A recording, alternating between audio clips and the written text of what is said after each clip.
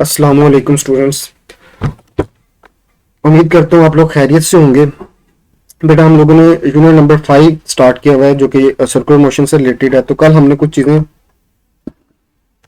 पढ़ी थी, जैसा कि सर्कुलर मोशन को डिफाइन किया था, उसके बाद angular displacement and angular velocity के बारे में पढ़ा था।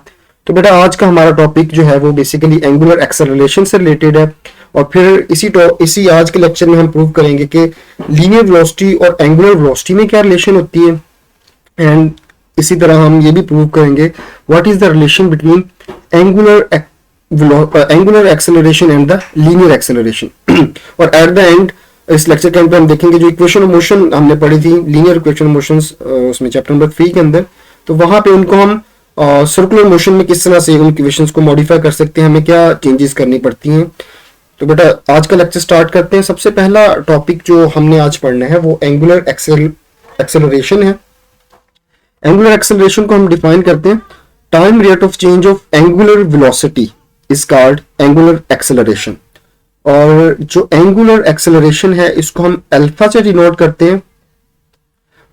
और ठीक है, ये देखिए हमारे पास इसका फॉर्मूला बन जाता है delta omega by delta t. यहाँ पे ये एंगुलर वेलोसिटी और ये टाइम, इसके ऐसे यूनिट जो है वो होते हैं हमारे पास रेडियन पर सेकंड स्क्वायर।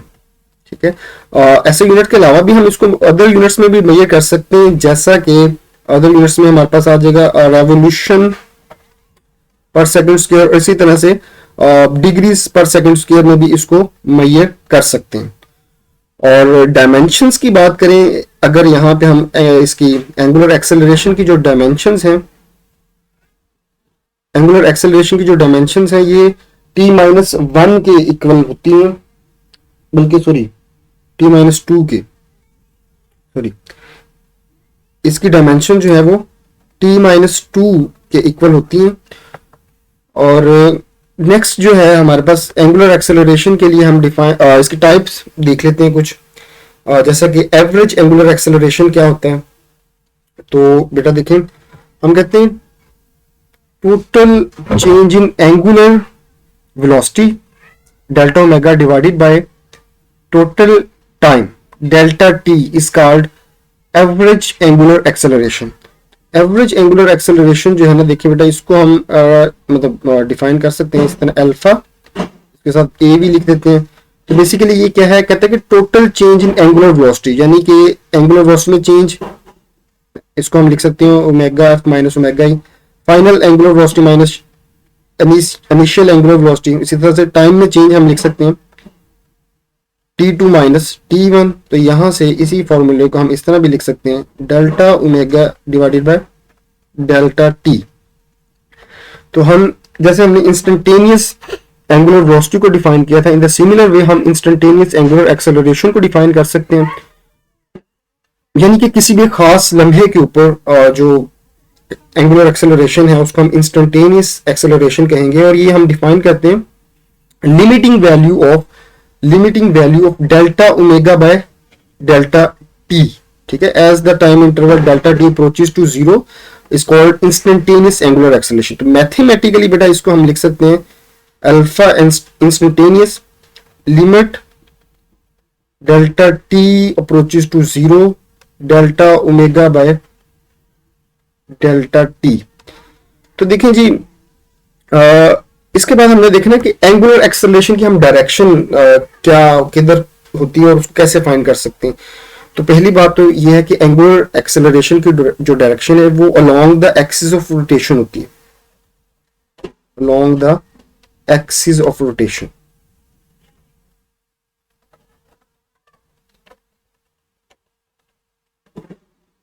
और इसको ठीक है, इसको फाइंड करने के लिए जो है ना, अगेन जैसे हमने वेलोसिटी के केस में देखा था, उसकी डायरेक्शन एंगुलर वेलोसिटी की डायरेक्शन फाइंड करने के लिए भी राइट हैंड रूल यूज कर रहे थे हम। इसी तरह से यहाँ पे भी राइट हैंड रूल ही यूज करते हैं इसको फाइंड करने के लिए। राइट हैंड रूल क्या है, वो सिंपल था कि grasp the axis of rotation in your right hand, curling your finger in the direction of rotation, then the erect thumb will point out the direction of angular acceleration.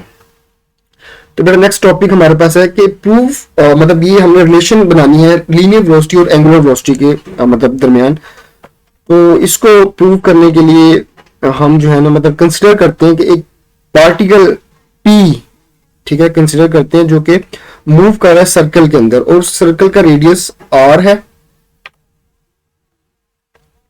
Time delta T के अंदर particle जो है वो point P1 से move करके, यानी इस point P1 से मूव करके P2 पे पहुंच जाता है और हम कहते हैं कि इसने इस टाइम में डेल्टा एस डिस्टेंस कवर किया है, ठीक है। और जितने टाइम में ये पार्टिकल यहां से यहां पे जाता है और डिस्टेंस एस कवर करता है, और ये जो लाइन है हमारे पास OP1, ये भी यहां से मूव करके तो यहां पे पहुंच जाती है उतने टाइम में, यानी ये जो लाइन है ये और ये जो लाइन है ना बेसिकली OP1, ये यहाँ पे बेसिक रिजिड बॉडी को रिप्रेजेंट कर रही है, उसकी मतलब रिप्रेजेंटेशन कर रही है। ये जो लाइन है ये हमारे पास रिजिड बॉडी को रिप्रेजेंट करती है। तो जब पॉइंट जो है वो P1 से P2 पे जाता है तो उस दौरान ये डिस्टेंस जो है डेल्टा थीटा जो है ये कवर कर लेती है, और यहाँ पे इसका जो इनिशियली जो इसका डिस्प्लेसमेंट था एंगुलर डिस्प्लेसमेंट डेल्टा थीटा था, सॉरी थीटा था। और तो यहां से हमने कल एक रिलेशन पढ़ी थी S is equal to r theta, ठीक है। और यहाँ पे हमने देखा था इस फॉर्मूले के अंदर जो थीटा था वो basically theta is in theta radians के अंदर है यहाँ पे। तो यहाँ पे हम इसको लिख सकते हैं, थोड़ा सा इसको इस तरह से हम लिख सकते हैं, delta S is equal to r delta theta, ठीक है। ये इसको इक्वेशन 1 कह देते हैं हम इस इक्वेशन 1 को दोनों साइडों को टाइम से डिवाइड कर देते हैं, dividing both sides by delta t. तो बेटा जब हम टाइम से डिवाइड कर देंगे तो ये हमारे पास बन जाएगा delta s by delta t is equal to r delta theta by delta T.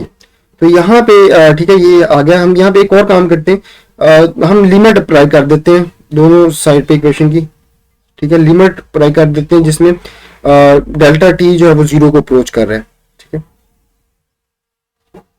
ये दोनों साइडों में अप्लाई कर देते हैं, अप्लाई ऑन बोथ साइड्स। तो बेटा ये हमारे पास बन जाएगा, इक्वेशन बन जाएगी limit delta t approaches to 0 delta s by delta t, और यहां पे ये हमारे पास आ जाएगा again limit delta t approaches to 0 और delta theta divided by delta t. तो बेटा कल ठीक है, यानी हमने कल ही ये देखा था कि ये जो delta s by delta T है, या मतलब सॉरी ये हम इससे पहले चैप्टर में पढ़ चुके हैं, limiting value of displacement with respect to time. ये बेसिकली वेलोसिटी को शो करती है। इसी तरह से कल हमने पढ़ा था कि ये जो लिमिटिंग वैल्यू है एंगुलर डिस्प्लेसमेंट की विद रिस्पेक्ट टू टाइम, तो ये एंगुलर वेलोसिटी को शो करती है। तो देखें यहाँ पे बेसिकली ये, अच्छा इसको थोड़ा सा मजीद मॉडिफाई करके लिखते हैं, हम इसको लिख सकते हैं limit delta t approaches to 0, ये तो ऐसे ही आ जाएगा delta s by delta t. यहाँ पे ये जो आर है इसको आप बाहर निकाल लें, ठीक है, ताकि यहाँ पे limit delta t approaches to 0, ये हमारे पास आ जाएगा delta theta by delta t. यहां से इसको जो है ना हम मजीद जो है सिंप्लीफाई कर सकते हैं। तो देखिए यहाँ पे जब मैं इसको सिंप्लीफाई करूंगा, ये जो चीज है मेरे पास, ठीक है, लिमिटिंग वैल्यू, ये चीज जो है ये वेलोसिटी को शो कर रही है, ये सारी जो टर्म है ये वेलोसिटी को शो कर रही है, और इसी तरह से ये वाली सारी टर्म जो है ये एंगुलर वेलोसिटी को शो कर रही है। तो यहां से मैं लिख सकता हूँ, ये देखिए मेरे पास रिलेशन बन गई v is equal to r omega, ठीक है जी, ये हमारे पास रिलेशन आ गई v is equal to r omega, जो कि एंगुलर और लीनियर वेलोसिटी में रिलेशन है, ठीक है। ये शॉर्ट क्वेश्चन इंपॉर्टेंट आ जाता है एग्जाम में, तो आपने इसको अच्छे तरीके से कर लेना। इसको हम वेक्टर फॉर्म में भी लिख सकते हैं। तो वेक्टर फॉर्म में इसको मैं लिखूंगा तो ये मेरे पास आ जाएगा v is equal to omega cross r, ठीक है। तो यहाँ पे इसको हम वेक्टर फॉर्म में भी लिख सकते हैं। तो ये हमारे पास आ जाएगा v is equal to omega cross r. तो बेटा यहाँ पे एक बात आपने याद रखनी है, इसको आपने आर क्रॉस ओमेगा नहीं लिख सकते, ठीक है। ये ओमेगा क्रॉस आर ही आपने लिखना है, क्योंकि हमें पता है क्रॉस प्रोडक्ट जो है वो कम्यूटेटिव नहीं होता, तो इस वजह से आपने इसको आर क्रॉस ओमेगा और ओमेगा क्रॉस आर सेम नहीं है, आपने इसको ओमेगा क्रॉस आर ही लिखना है। बेटा नेक्स्ट हमारे पास जो है हमने प्रूव करना है what is the relation between linear acceleration and angular acceleration. उसी तरह ठीक है जैसे हमने पहले देखा था, हम एक पार्टिकल कंसिडर कर लेते हैं जो कि मूव कर रहा है एक सर्कल में जिसका रेडियस r है। तो वो जो पार्टिकल है वो हम कहते हैं delta omega is the change in angular velocity in time delta t. तो जितने टाइम में एंगुलर वेलोसिटी जो है वो डेल्टा ओमेगा चेंज होती है, तो उतने ही टाइम में जो लीनियर वेलोसिटी है वो भी डेल्टा वी से चेंज हो चुकी होती है। तो हमने अभी पिछले ही टॉपिक में हमने ये वाली रिलेशन ड्राइव की थी, v is equal to r omega. तो इसको हम लिख सकते हैं डेल्टा वी यानी चेंज की फॉर्म में लिख लेते हैं। आर की चेंज आपने नहीं लेनी, ठीक है, वी एंगुलर वेलोसिटी और एंगुलर जो लीनियर वेलोसिटी को चेंज की फॉर्म में लिख लिया। अगेन जैसे पिछले टॉपिक में हमने किया था, दोनों इक्वेशन की दोनों साइडों को टाइम से डिवाइड कर देते हैं, dividing both side by time.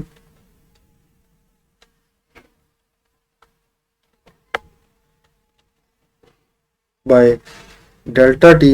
तो बेटा जब आप डेल्टा टी से डिवाइड करेंगे तो ये हमारे पास आ जाएगा delta v by delta t, और यहां से हमारे पास आ जाएगा delta omega by delta t.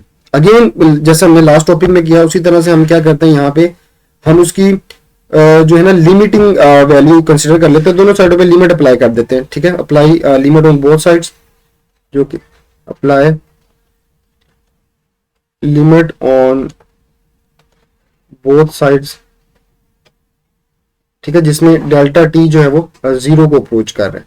तो बेटा ये हमारे पास बन जाएगा limit delta t approaches to 0, ये इक्वेशन यहां से इसी तरह से लिख लें, delta v by delta t, और यहां से आ जाएगा limit delta t approaches to 0 r delta omega by delta t. तो यहाँ पे अगेन उसी तरीके से ये जो आर है इसको आप बेटा बाहर निकाल लें, तो ये आ जाएगा limit delta t approaches to 0 delta omega by delta t. तो बेटा ये चीज देखें आप, ठीक है, ये जो चीज है limiting value of velocity with respect to time, ये बेसिकली ये हमारे पास एक्सेलरेशन को शो करती है, लीनियर एक्सेलरेशन को। तो यहाँ पे हम इसकी जगह पे लिख सकते हैं acceleration, linear acceleration r as it is इसको लिख देते हैं, और ये जो वैल्यू है limiting value of angular velocity with respect to time, तो ये बेसिकली हमारे पास जो है ना ये एंगुलर एक्सेलरेशन या अल्फा को शो करती है। तो यहां से हमने देखें जी हमने रिलेशन ड्राइव कर ली लीनियर एक्सेलरेशन और एंगुलर एक्सेलरेशन में। इसी तरह से इसको भी बेटा वेक्टर फॉर्म में लिख सकते हैं। तो वेक्टर फॉर्म में ये आपके पास आ जाएगा अल्फा क्रॉस आर, ठीक है। अगेन उसी तरह से आपने आर क्रॉस अल्फा इसको नहीं लिखना। अच्छा, यहाँ पे ये जो एक कोई भी जो एक रिजिड बॉडी, ठीक है, इसकी डेफिनेशन आपको पता है, या हमने देखा कि ऐसी बॉडी जिसके ऊपर फोर्स अप्लाई करने से उसके दो कंजक्टिव पार्टिकल्स में जो जिसमें डिस्टेंस चेंज नहीं होता, उस तरह की बॉडी को हम रिजिड बॉडी कहते हैं। तो रिजिड बॉडी के केस में ये जो वैल्यूज हैं थीटा हो गया मतलब, और इसी तरह से हमने पढ़ा एंगुलर वेलोसिटी है या एंगुलर एक्सेलरेशन है, हर पॉइंट के लिए ये चीजें सेम होती हैं रिजिड बॉडी, ठीक है। हर रिजिड बॉडी का जो हर पॉइंट है, हर पार्टिकल है, उसके लिए थीटा ओमेगा और अल्फा यानी कि angular displacement, angular velocity, angular acceleration, उसकी वैल्यू सेम होती है। बट आर जो है वो हर पॉइंट के लिए चेंज होता है, ये आर डिफरेंट होता है, डिफरेंट पॉइंट के लिए आर डिफरेंट होगा। जाहिर सी बात है उसका सेंटर से जो डिस्टेंस है वो डिफरेंट होगा। ये हमारे पास टॉपिक था, ये भी अगेन शॉर्ट क्वेश्चन में पूछा जाता है, तो आपने इसी तरीके से पूछा जाता है, ठीक है। या what is the relation between linear acceleration and angular acceleration, या फिर ये कह दिया जाता है कि प्रूव दैट